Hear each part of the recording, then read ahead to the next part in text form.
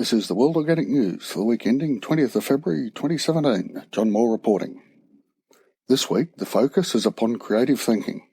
2 posts from Foolish Family Farm on creative techniques based upon the observation of nature get us started.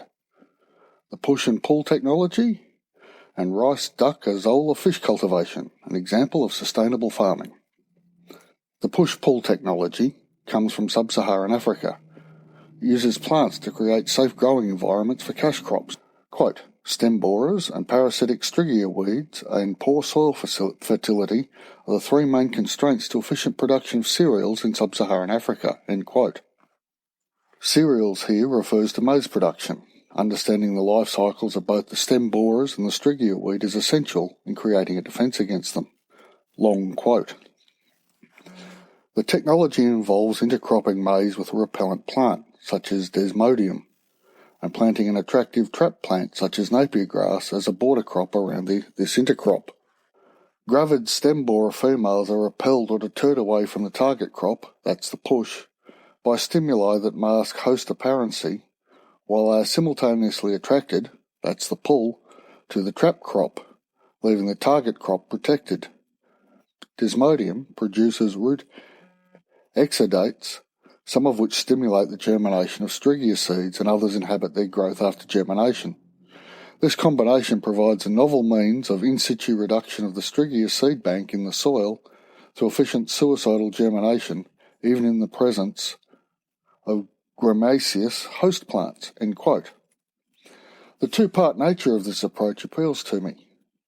Not only are the pests driven away from the cash crop, they are given alternate target crops, which keeps them occupied. This is quite simply working with nature, not against it. The alternative is to wear the losses these pests cause, or to spray insecticides and herbicides, with all the inherent dangers to both the health of the farm workers and to the soil microbiome.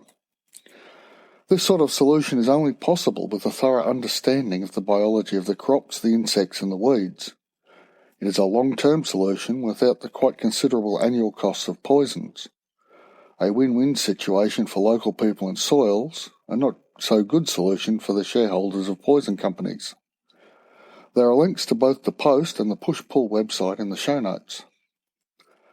The next solution comes from East Asia. Dr. Forono has solved a series of problems in organic rice production by combining rice with ducks, fish and a waterborne cover crop. Quote, the operation simultaneously raise ducklings, loaches, a species of fish, rice and azolla. The ducklings provide integrated pest management, replacing pesticides and herbicides by naturally controlling predaceous pest populations and digging up or eating competing weeds. The loach and duck waste, combined with the nitrate-fixing properties of azolla, increase soil nutrition and maintain productivity levels that are comparable to conventional farming operations without the need for costly synthetic fertilizers. The azolla plants can later be harvested for animal feed, end quote. Here we see, through the lens of permaculture, the concept of dual use. The fish and the ducks both eat pests and fertilize the rice paddies. The azolla blocks the growth of unwanted plants and provides nitrogen fixing as well as providing cover crop and animal feed duties. Stacking these 4 species together creates an output greater than the sum of its parts, again removing poisons from the system, allowing the earth to begin the process of cleaning herself through time. Healthier soil, healthier food, healthier people. What's not to like? A link to both the article and to the Azolla Foundation is in the show notes. Now we come to the pointy end of regenerative agriculture, where the theory and practice meets the reality of financing the whole thing. Ridgedale Permaculture brings a series of video presentations, but I will focus upon one, Paying Off the Farm, Regenerative Agriculture. This longish, by modern terms video, 16 minutes, shows how the good folk at Ridgedale both finance their 10 hectares, that's 25 acres, and how they plan to be free and clear in 5 years. Barring droughts, floods, fires and pestilence, they seem to be on a winner.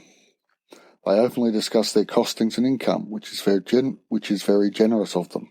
I would recommend you watch the entire video. It might just be the spark you need to make the leap into the organic farm you've always dreamt of. A little forewarning. Next week we'll see the podcast as normal, but the following 3 weeks I'll be travelling through Ireland. I have a mobile recording set up, so things should sound the same. Additionally, I hope to speak with people who are getting their hands into the dirt of Ireland.